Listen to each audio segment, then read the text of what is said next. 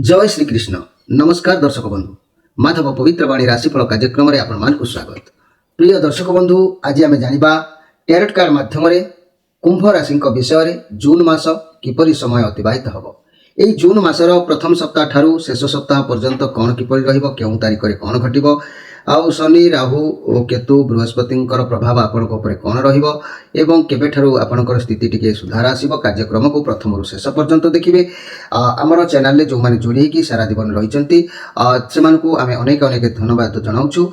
आउ जो मैंने नूतन भाव में आम कार्यक्रम को प्रवेश करुँच स्वागत करुँ। आम चैनल को सब्सक्राइब करी आम कार्यक्रम सहित जोड़ी हूँ। प्रत्येक समस्या समाधान पर आम स्क्रीन उपर नंबर दौचु। प्रत्येक शनिवार रविवार संध्या 6 रु राति 9 भितर जोगाजोग करी आपन समस्या समाधान करिवार रास्ता नियंतु। तेबे मोर प्रिय दर्शक बंधु, समय नष्ट न करी आसंतु आमे बाहर करिबा 11टी कार्ड। 11टी कार्ड रु आमे 2टी कार्ड वर्तमान जेहेतु जून मास होई नै, वर्तमान मे मास चलीछि। मे मास रे मात्र 2टी कार्ड मु संग्रह करिवि। एई 2टी कार्ड रे मु मे मास विषय रे किपरि समय वर्तमान आपनकर अछि से विषय रे संक्षेप रे कहिवि एवं आउ 9टी कार्ड को मु जून मास पई रखिबि। से जून मास रे समय आपनकर किपरि बितिबो से विषय रे आपन माने जानिबे। जय श्री कृष्ण। देखिबा कोन आसुछि वर्तमान मे मासर मोर प्रिय कुंभ राशि भाई भण मानकर परिस्थिति कोन अछि से विषय रे टिके देखिबा।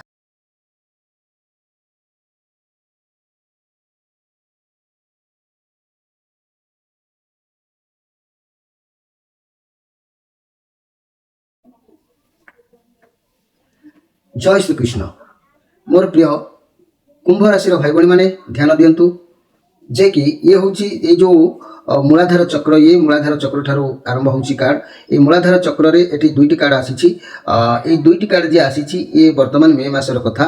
मे मासरे समय आपनकर किपरि बितुछि से विषय रे मोर प्रिय कुंभ राशि भाई भण मानक पई मो कहबाकू जाउछि।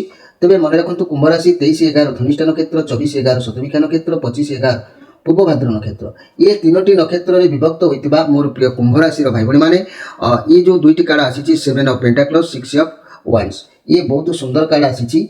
जहाँकि ये केतुंकर कार्ड आसीछि 7 ऑफ पेंटाक्लस कार्ड। तेणु ये कार्ड पॉजिटिव अछि। कोनोसी भी एक कार्य को अपेक्षा करिसंती वर्तमान आपनकर परिश्रम सफलता निश्चित आपनको मिलुछि।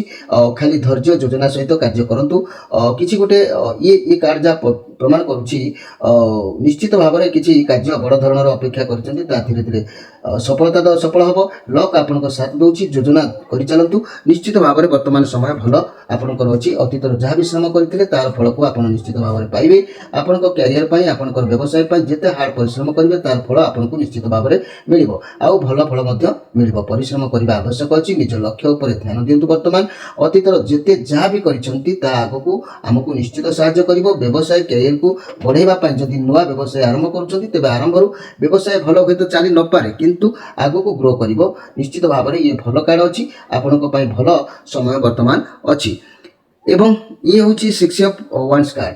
6 ऑफ वांड्स कार्ड कहले आपण सब आडू सपोर्ट वर्तमान आपनको मिलिबो। लोक माने आपनको उत्साहित करूछंती। ए मासरे आपनको भीतर आत्मविश्वास देखा दउछि। आगको आपनको लाइफ रो किछि घटिबार जोग अछि जा पई आपण होय तो गर्वित अनुभव करि पारंती। सफलता आपनको मिलिबो।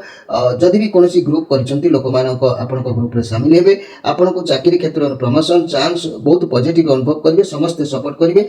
गाइड मध्ये करिवे। कोनोसी काम को हाथ को नेउछंती जदि वर्तमान आपनको सफलता अवश्य मिलिबो। तेबे निश्चित भाव में मोर प्रिय कुंभ राशि भाई भाई माने ये बहुत समय वर्तमान एबे कथा कहूची मास माने मे मासर कथा कहू नै, वर्तमान कथा कहूची जे आपनकर स्थिति भल निश्चित भाव में अछि। किंतु हमर मूल कथा हला हम जून मास को गति करिबा। जून मास रे देखिले 4टी सप्ताहर कार्ड आसीछि। एई 4टी सप्ताह रे प्रथम सप्ताहर क्वीन ऑफ वांड्स सहित द हर्मिट कार्ड आसीछि। तेबे क्वीन ऑफ वांड्स कहले सब कार्य को चतुरतार सहित करिवे। आपन को भल भाव जना अछि केमिति का द्वारा केउ कार्य हेई परिबो से बुद्धि आपन निश्चित खर्च करिवे। हासिल मध्य करिवे कार्य को। जेहेतु ये पॉजिटिव कार्ड अछि भल रे दिन आपन कर निश्चित जाउछि। आपन को भाग्य माने कार्य आपन को भाबिथिबा कार्य निश्चित भाव में आपन हासिल करिवे। ये क्वीन ऑफ वांड्स कार्ड अछि। निश्चित भाव में भल सफलता आपन को मिलिबो। एथिरे संदेह करिवार किछि नाही। आउ घर परिवार कथा जदि आमे देखिबा दाम्पत्य जीवन बहुत भल रहउछि। रिलेशन मध्य अति सुंदर समय आपन मानकर प्रेमी जुगल भाई माने मध्य रिलेशन ले भल रहइबो। व्यवसाय माने भाबिथिबा कार्य को पूर्ण करिवे। व्यवसाय रे छात्र छात्री माने पाठ पढ़ा रे ध्यान दियंतु। लक्ष्य ସ୍ଥାନରେ ଅବଶ୍ୟ ପହଞ୍ଚିବେ। କିନ୍ତୁ ମନେ ରଖନ୍ତୁ ମୋର ପ୍ରିୟ କୁମ୍ଭ ରାଶି, ଆତ୍ମବିଶ୍ୱାସ ବଢ଼ିବ, ଦୟା ସ୍ୱଭାବ ବଢ଼ିବ, ସମସ୍ତଙ୍କୁ ନିଜ ଅଧୀନ କରିପାରିବେ, ବହୁତ ସାହାଯ୍ୟ କରିବେ, ଆପଣ ବହୁତ ବୁଦ୍ଧିମାନ, ସବୁ କାର୍ଯ୍ୟକୁ ଆୟତ୍ତ କରି କାର୍ଯ୍ୟ କରିବେ, ନିଜର ପ୍ରକୃତିକୁ ସମସ୍ତଙ୍କୁ ମାନେ ନିଜ ସ୍ନେହ ଆଦର କିପରି ବାନ୍ଧି ହେବ ତାକୁ ମଧ୍ୟ ଆପଣ ମାନେ ଲଗେଇବେ। ଏ ମାସରେ କେହି ଆପଣଙ୍କ ସାମ୍ନାକୁ ଆସିବେ ଯାହାକି ଆପଣ ତାକୁ ଏମିତି ଜାଲରେ ପକାଇବେ, ଭଲ ପାଇବାରେ ବାନ୍ଧିବେ, ସେ ନିଶ୍ଚିତ ଆପଣଙ୍କ ଜାଲରେ ଫସିବ। ତେବେ ମୋର ପ୍ରିୟ କୁମ୍ଭ ରାଶି ଭାଇ ଭଉଣୀ ମାନେ, ଏଠି ଆଉ ଗୋଟିଏ କାର୍ଡ ସେଇ ପ୍ରଥମ ସପ୍ତାହରେ ଆସିଲା। ଇଏ କାର୍ଡ ହେଉଛି ହର୍ମିଟ୍ କାର୍ଡ। ହର୍ମିଟ୍ କାର୍ଡ କହିଲେ ଯାହାକି ଆପଣ ନିଜ ସହିତ ବେଶୀ ଟାଇମ୍ ନିଜେ ସ୍ପେଣ୍ଡ କରିବେ। ଏ ମାସରେ ଚିନ୍ତା କିଛି କରିବାର ନାହିଁ, ସମସ୍ୟାର ସମାଧାନ ନିଶ୍ଚିତ ମିଳିବ। ତେବେ ନିଜ କ୍ୟାରିୟର, ନିଜ ପଇସା ପ୍ରତି ଆପଣ ଫୋକସିଭ୍ ରହିବେ। କ'ଣ କଲେ କେଉଁ ବାଟରେ ପଇସା ରୋଜଗାର ହେବ, ଏସବୁ କଥାକୁ ନେଇକି ଆପଣଙ୍କ ଭିତରେ କିଛି ଗୋଟେ ଚାଲିବ। ଆଉ ଆପଣ ମଧ୍ୟ କାହାର ସାହାଯ୍ୟ ଲୋଡ଼ିବେ, କାହାର ସହାୟତା ଲୋଡ଼ିବେ, ଯାହାଫଳରେ କି ଆପଣ ମଧ୍ୟ ବିଜୟ ହାସଲ କରିବେ। କାହିଁକି ନା ଇଏ ହେଉଛି ମଙ୍ଗଳଙ୍କର କାର୍ଡ। କୌଣସି ମାର୍ଗଦର୍ଶନ ଆପଣଙ୍କୁ ଆବଶ୍ୟକତା ରହିଛି। ଆପଣଙ୍କ ଭାବନା ଯାହା ଭାବୁଛନ୍ତି ଆପଣ କ୍ଷମତା ବାହାରେ ହେଇଯାଇପାରେ କଥା, ତେଣୁକରି ଆପଣଙ୍କୁ ଏନର୍ଜି ଆବଶ୍ୟକ ଅଛି। ଯାହା ଚିନ୍ତା କରୁଛନ୍ତି କାହାର ଗୋଟେ ସହାୟତା ନେଇକି କରିବାର ଯୋଗ ମଧ୍ୟ ଏଠି ଦେଖାଦେଉଛି। ଯାହା ବି ହେଉ ପ୍ରଥମ ସପ୍ତାହ ନିଶ୍ଚିତ ଭାବରେ ଭଲ ମନ୍ଦ ଭିତରେ ସମୟ ଭଲ ଅଛି। ଦ୍ୱିତୀୟ ସପ୍ତାହକୁ ଗତି କଲେ ଦ୍ୱିତୀୟ ସପ୍ତାହର କାର୍ଡ ଆସିଛି 5 ଅଫ୍ କପ୍ସ ଏବଂ 10 ଅଫ୍ କପ୍ସ। 5 ଅଫ୍ କପ୍ସ କହିଲେ ଦୁଃଖ କଷ୍ଟ, ମନ ଦୁଃଖ ଟିକେ ଫାଷ୍ଟ ଦ୍ୱିତୀୟ ସପ୍ତାହର ଫାଷ୍ଟ ଲେବୁଲରେ ଟିକେ ରହିବ ମନ ଦୁଃଖ, କିନ୍ତୁ ସବୁ କଷ୍ଟ ଦୁଃଖ ଭିତରେ କିଛି ଆପଣଙ୍କ ପାଇଁ ରହୁଛି। ସେ ଦୁଃଖ କଷ୍ଟକୁ ଯେଉଁ ଦୂରେଇବା ପାଇଁ ଆପଣ ଚେଷ୍ଟା କରୁଛନ୍ତି, କିନ୍ତୁ ତାହା ବି ମଧ୍ୟ କରିପାରିବେ। କେମିତି କରିପାରିବେ ନା ଏଠି ତା ପରବର୍ତ୍ତୀ କାର୍ଡଟି, ତା ପାଖ କାର୍ଡଟି ଆସିଛି 10 of cup card. 10 of cup card କହିଲେ ଫ୍ୟାମିଲି ଲାଇଫ୍ ବହୁତ ଭଲ, ପରିବାର ଲୋକଙ୍କ ସହିତ ସପୋର୍ଟ ରହିବ, ଦୁଃଖ ମୁଣ୍ଡରୁ ହଟିବ। ଏଠି ଯେଉଁ ଦୁଃଖକୁ ଅନୁଭବ କରିଥିବେ ସେ ଦୁଃଖ ଏଠି ମୁଣ୍ଡରେ ହଟିବ। ସେଇ ସପ୍ତାହ ଦ୍ୱିତୀୟ ସପ୍ତାହର କଥା ଇଏ। କିନ୍ତୁ ପରିବାରର ଛୋଟ ମୋଟ ପାର୍ଟି ହେଇପାରେ, ଯାହା ବି କାର୍ଯ୍ୟ କରିବେ ସଫଳ ମିଳିବ, ସବୁ ଇଚ୍ଛା ପୂରଣ ନିଶ୍ଚିତ ହେବ। ଆଉ କାର୍ଯ୍ୟ କ୍ଷେତ୍ରରେ ଭଲ ରହିବ। ଯଦି ବି କୌଣସି ବଡ଼ କାମ ପ୍ରୋଜେକ୍ଟ କରିବେ ତେବେ ବି ମଧ୍ୟ ମିଳିମିଶି କାମ କରିବେ, ଭଲ ସଫଳତା ଆପଣଙ୍କୁ ଏ ମାସରେ ମିଳିବ।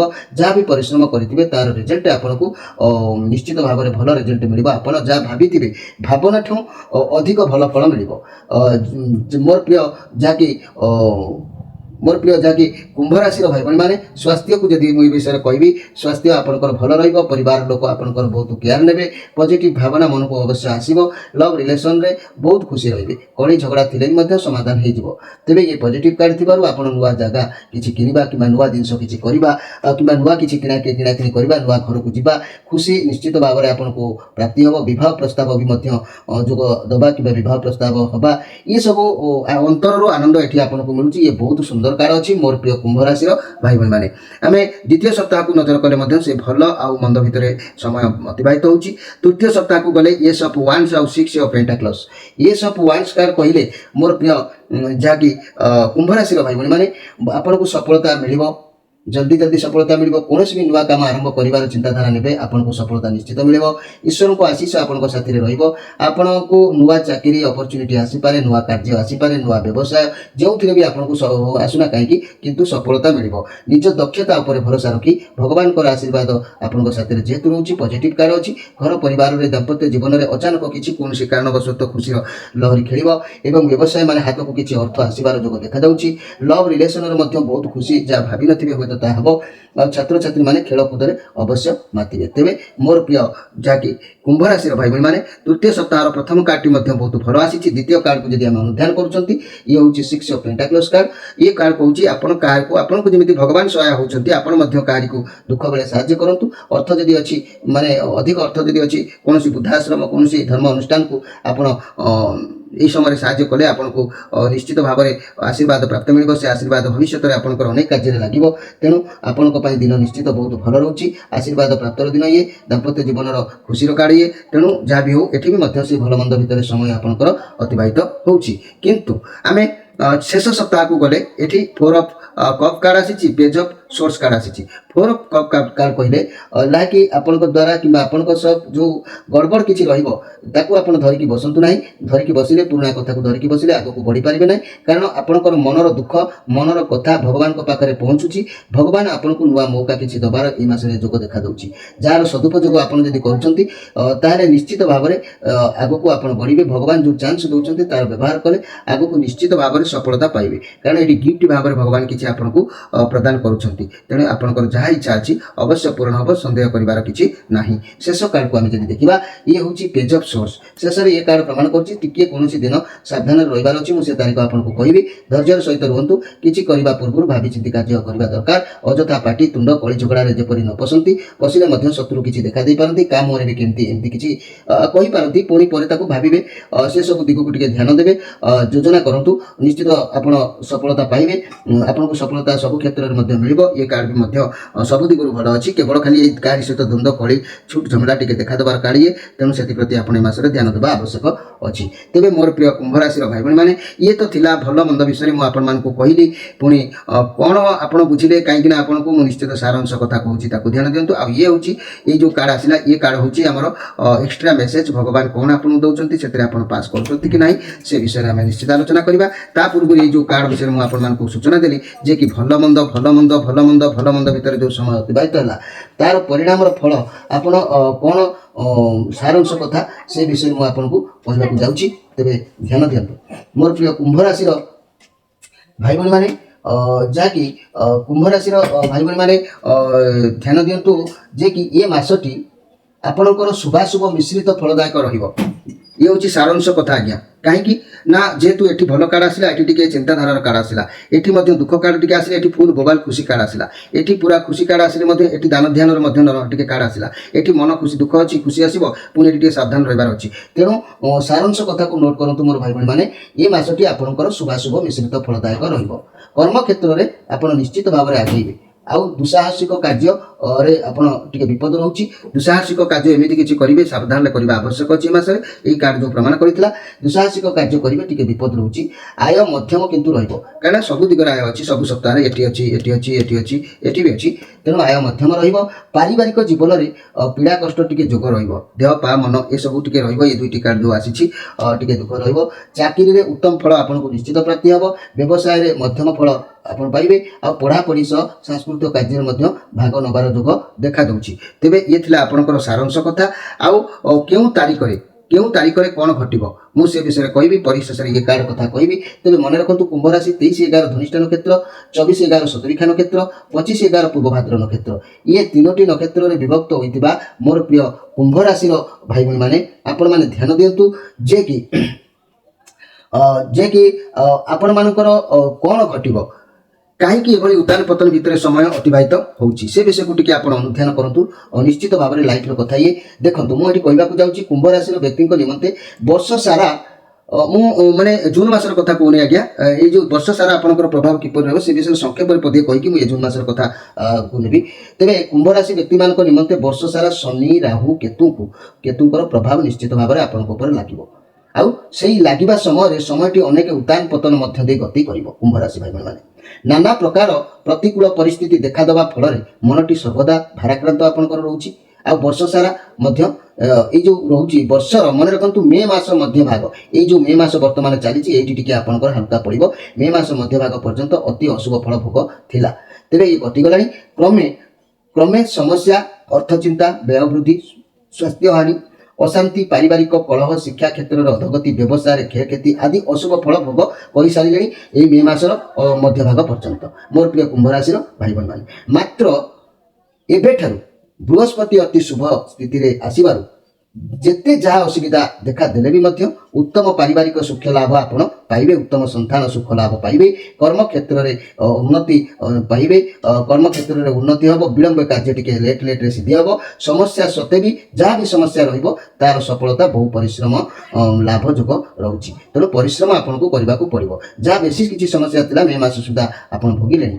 ବିବାହ କିମ୍ବା ଶୁଭକର୍ମ ନିମନ୍ତେ ଅନୁକୂଳ ସ୍ଥିତି ଆଦି ଅନେକ ଶୁଭ ଫଳ ଇଆଡ଼କୁ ପାଇବେ। ସାଧାରଣ ଜୀବନଚର୍ଯ୍ୟା ବଜାୟ ରହିବ।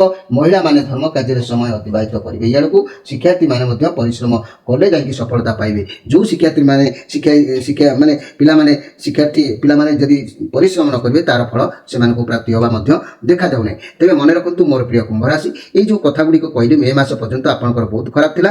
ଏବେ ଜୁନ୍ ମାସର ଯେହେତୁ ପରିସ୍ଥିତି ଇଆଡ଼କୁ ଟିକେ ସୁଧାର ଆସୁଛି, ଆପଣଙ୍କର ମଧ୍ୟମର ଫଳ ଗତି କରିବ। ତେବେ ଏଇଠି ମୁଁ କହିଦେଉଛି ଜୁନ୍ ମାସରେ କେଉଁ ତାରିଖରେ ଆପଣଙ୍କର କ'ଣ ସ୍ଥିତି ଆସୁଛି। ମନେ ରଖନ୍ତୁ जून मासर मोर प्रिय कुंभ राशि 1 तारिख रु 3 तारिख कुटुंब रे सुख निश्चित आसीबो। ये कार्ड भल अछि, आय मध्य उत्तम आपनकर रहइबो। आउ 4 रु 6 देह मन टिके पीड़ा रहइबो, कारण ए सप्ताह भितर 4 रु 6 ये जो कार्ड आसिला हर्मिट कार्ड मन टिके रहइबो, मन भितर कष्ट रहइबो। 7 रु 11 कार्य सिद्धि मनर प्रफुल्ल सर्वत्र उन्नति निश्चित रहिबो एठी। आउ 12 13 असुस्थता भय मध्य रहिबो एठी। ये जो कार्ड अछि असुस्थता भय मध्य टिके रहिबो। 14 रु 18 वाणिज्य लाभ सफलता गृह रे शांति ये सब निश्चित रहिबो। 19 रु 20 तारिख विवाद रे विजय लाभ करिवे। 21 रु 30 तारिख सर्व सुख लाभ निश्चित भाव रे हबो। सुभोजन कार्य हासिल मान सम्मान विकास निश्चित भाव रे आपनकर घटिबो, एथिरे संदेह करिवार किछि नाही।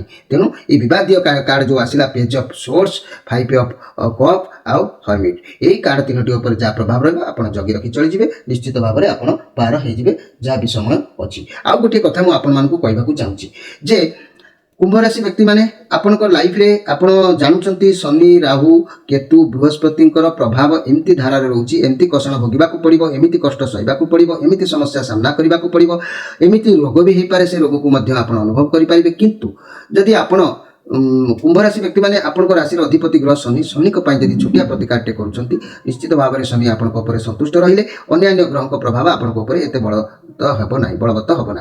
तेरे शनि बेसी किसी आजिकल व्यस्त बहुल जीवन भितर अन्य काम बराद कले लोक मान समय अभाव रोचे। तेणु सहज सूक्ष्म भाव में आम चैनल सहित जोड़ी हुई चैनल माध्यम आप ऑर्डर करके गोटे रुद्राक्षर नहीं पारे। शनि होती जेहेतु कुंभ राशि अधिपति अति प्रिय रुद्राक्षर हूँ सप्तमुखी। तेणु सप्तमुखी रुद्राक्षर यदि मोर प्रिय कुंभ राशि व्यक्ति मैंने धारण करुँच मनुष्यर खराब गुण जहाँ भी कुकर्म अच्छी दूरे जाए।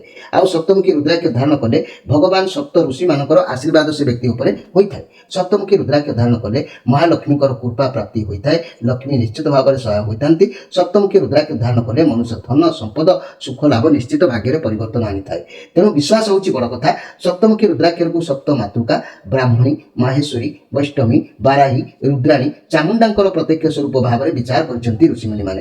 तेणु सप्तमुखी रुद्राक्ष धारण कले मनुष्य वृत्ति और व्यवसाय सुख तथा उन्नति निश्चित लाभ आज्ञा करें। ये कथा मुझे मो मन कहूँ ता भी नुह, ये बहुत पुरातन निदान मानक एक उल्लेख अच्छी। तेणु ऋषिमुनि ऋषि मैंने उल्लेख करी आपे उपस्थापना करुच्ची। आउ जो मैंने ग्रह देवता उपहास परिहास करती तार परिणाम विषय आप तो जानी ना। निश्चित तार परिणाम एमती भयावह आसे जीवन में परिवर्तन क्षमा हठात मिल न था। क्षमा पाइबा हेले जीवन चली जाए साधना करी तपस्या करी भक्ति करी। तेणु एमती किसी जीवन में भूल करंतु नहीं जार परिणाम फल आपको भोगाभोग न हो।